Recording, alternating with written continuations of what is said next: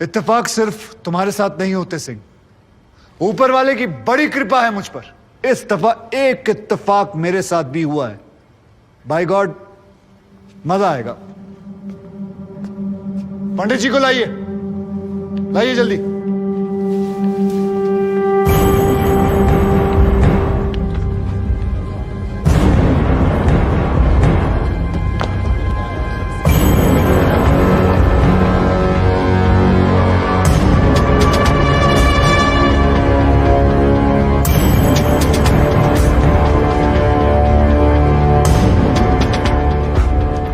क्या मैं पूछ सकता हूं कि क्या हो रहा है इस कोर्ट में? और क्या आप बताने की जहमत करेंगे कि आप ऐसा होने क्यों दे रहे हैं? कौन है ये बाबा सर? इसका इस केस से क्या रिलेशन है सर? ना कोई एडवांस नोटिस है, ना अग्रिम सूचना है। क्या रेलेवेंस क्या है? और आप इसे अलाउ कर रहे हैं? जनाब, इस विटनेस का नोटिस देता ना तो ये विटनेस यहां नहीं होता, किसी मुर्दा घर में गड़ा हुआ होता। इस आदमी को मैं पकड़ के नहीं लाया हूं, पुलिस वाले पकड़ के लाए हैं। और जनाब, इस विटनेस का इस केस के साथ डायरेक्ट कनेक्शन है। इंस्पेक्टर साहब, आपने अरेस्ट किया इसको? जनाब, ये वकील साहब एकदम सही कह रहे हैं। इस पंडित का इस केस से सीधा संबंध है। अगर संबंध नहीं हुआ ना, इंस्पेक्टर साहब, नौकरी खा जाऊंगा मैं आपकी। जानते हो ना ये बात? लेकिन जनाब, मैं बिल्कुल सही कह रहा हूं। ठीक है, मैं विटनेस को अलाउ करता हूं। No sir, I object sir, I object. Mathur साहब, मेरी बात सुन। देखो क्या है यार, 3 बजने वाले हैं, बाहर जाएंगे ना बस मिलेगी ना रिक्शा मिलने वाला है। 6 बजे तक तो वैसे ही बैठना हम लोगों को, तो तब तक करवा लेते हैं विटनेस। मतलब हो सकता है कि इसमें कुछ निकली है। हैं जी? चलिए जी, विटनेस बॉक्स में आ जाइए।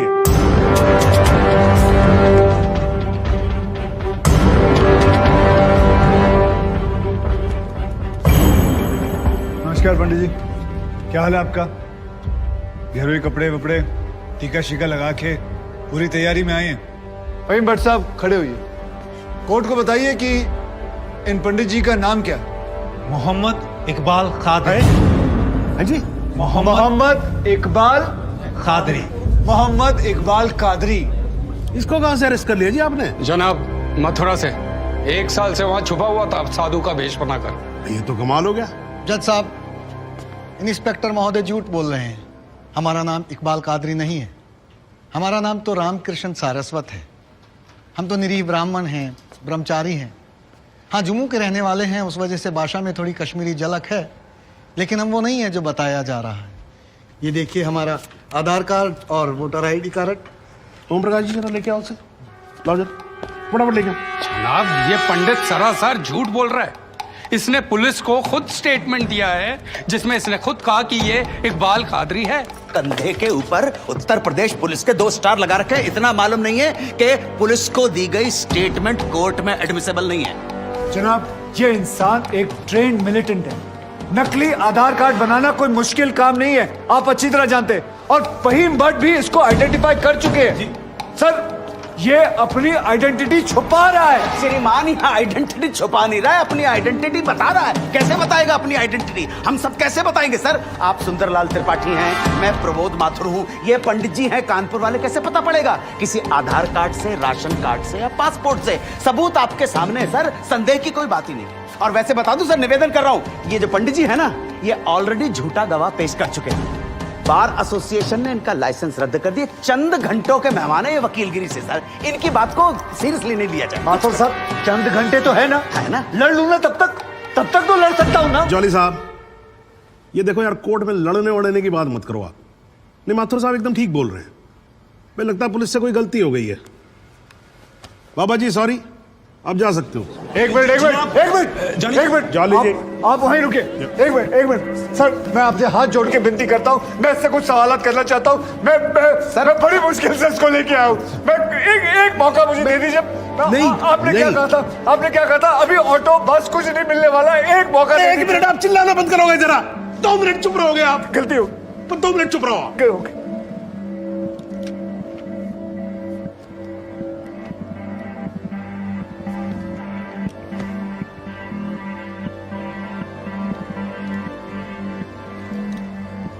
ठीक है, मैं विटनेस को अलाउ करता हूं। अरे सर, अब क्या सर? माथुर साहब, I think court has the right to decide. Okay जी, and court has decided. Please. Thank you. Thank you, thank you.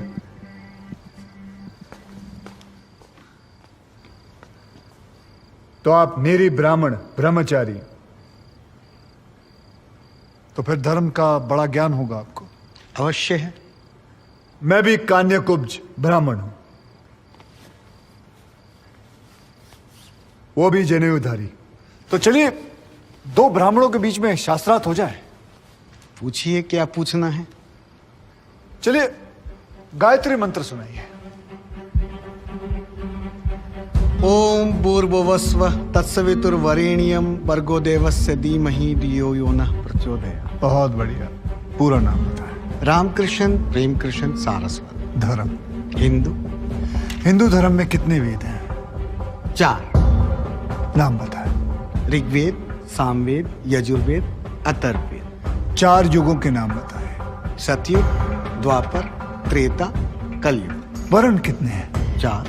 ब्राह्मण, क्षत्रिय, वैश्य, शूद्र। आपका वर्ण क्या है? ब्राह्मण।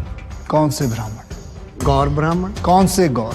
सांदे गौर। गोत्र, शांडिलिया, प्रवार, वशिष्ठ, वेद, यजुर्वेद, उपवेद, बेतरियाणी, मुख, श्रीमुख, कुल देवता, सप्तसुरी, चरण, वाम, विश्वा। या अल्लाह, इससे आगे भी होता है। क्या कहा आपने? बिस्वा नहीं आपने- पता, नहीं, नहीं नहीं। पता, बिस्वा नहीं पता। विश्वा से पहले क्या कहा? विश्वा से पहले क्या कहा इकबाल कादरी? लानत है तेरे पे इकबाल कादरी, लानत है। अब तो अल्लाह का नाम भी आ गया जुबान पे। अब तो सच बोल।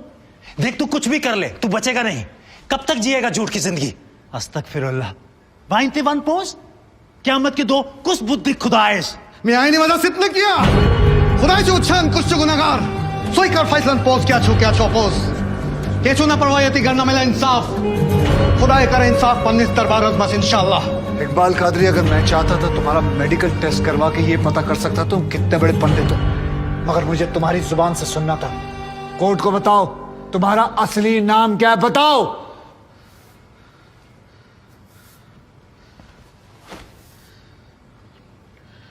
जज साहब, मेरा नाम मोहम्मद इकबाल कादरी है। मुझे सिंह साहब ने अरेस्ट किया था। मैं उनकी कस्टडी में था, लेकिन उन्होंने मुझे कोर्ट में पेश नहीं किया। मैं जानता था कि वो मेरा एनकाउंटर करने वाले हैं। एक दिन मौका देकर मैंने उनसे कहा कि अगर वो मुझे जाने देंगे तो मेरे आदमी उन्हें बहुत सारा पैसा देंगे, और उन्होंने मेरी बात मान ली। इसे लेके कहाँ जा रहे हैं? सिंह साहब ने आजाद कर दिया है। जा रहा है। आजा। सिंह साहब को कितने पैसे दिए? 50 लाख, 25 लाख एडवांस और 25 एनकाउंटर के बाद। आई ऑब्जेक्ट श्रीमान।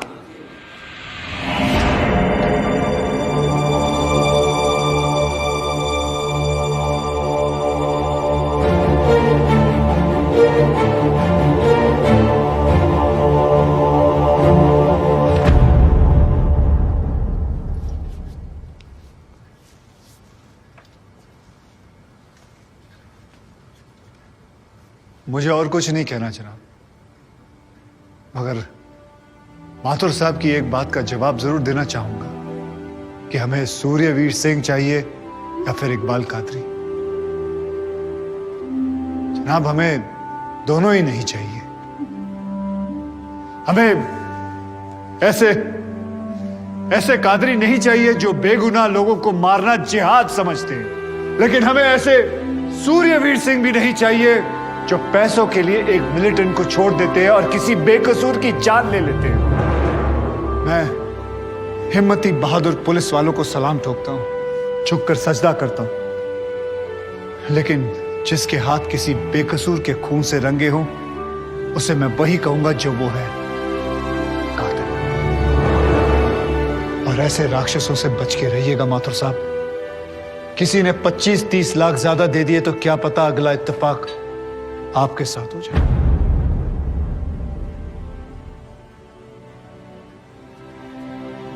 अंत में सिर्फ इतना ही कहना चाहूंगा कि इस दुनिया के सबसे बड़े जाहिल ने कहा था कि इश्क और जंग में सब कुछ जायज है, क्योंकि अगर ऐसा है तो फिर बॉर्डर पर सिपाहियों के सर काटने वाले भी जायज है और जवान लड़कियों पर एसिड फेंकने वाले आशिक भी, क्योंकि अगर ऐसा है तो फिर इकबाल कादरी भी जायज है और सूर्यवीर सिंह भी। अब आप ही तय करें जनाब कि ये दोनों जायज है या फिर दोनों नाजायज।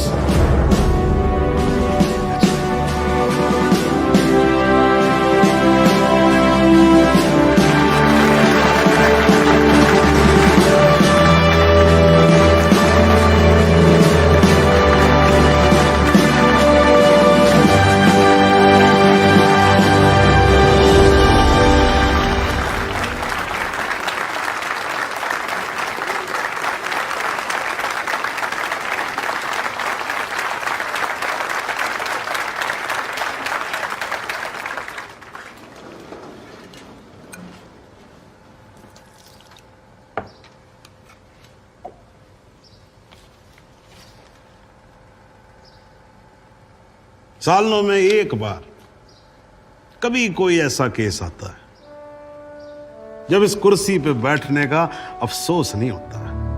नहीं तो जी मैं तो रोज ही कोर्ट आता हूं, बैठा रहता हूं कोर्ट के अंदर, घड़ी की तरफ देखता रहता हूं कि कब 6 बजे और कब मैं उठ के घर चला जाऊं।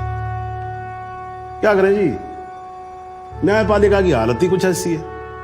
ये देखो जी, ये अंधेरे बदबूदार कमरे जिन्हें कोर्ट कहा जाता है, भाई साहब इसमें हम जैसे जजों का आने का मन नहीं करता। आम जनता की बात तो क्या करें।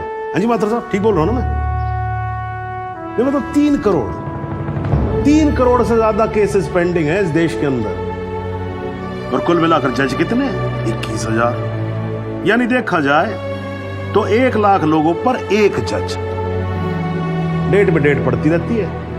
हाँ जी, लोग आते रहते हैं, हताश होकर घर जाते रहते हैं। लेकिन फिर भी आज भी हिंदुस्तान में जब कहीं 2 लोगों के बीच में झगड़ा होता है ना, कोई विवाद होता है, तो एक दूसरे से क्या कहते हुए पाए जाते हैं? I will see you in court. क्यों करते हैं भाई लोग ऐसा?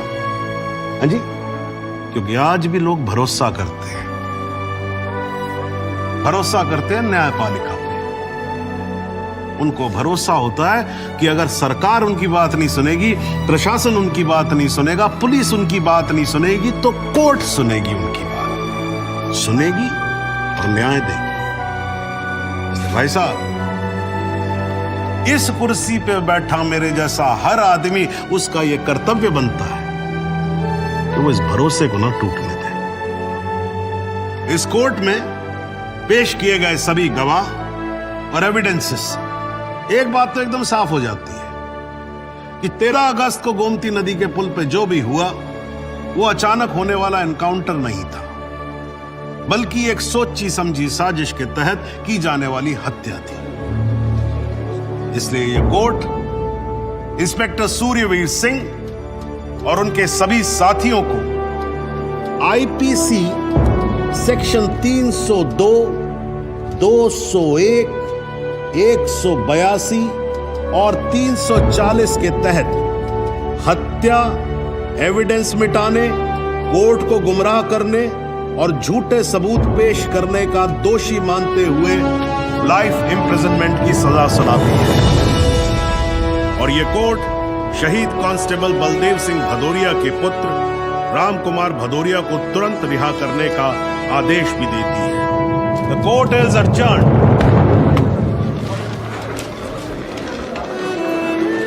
बहुत बहुत धन्यवाद। Thank you sir. आजा। जरा रास्ता दे दीजिए प्लीज।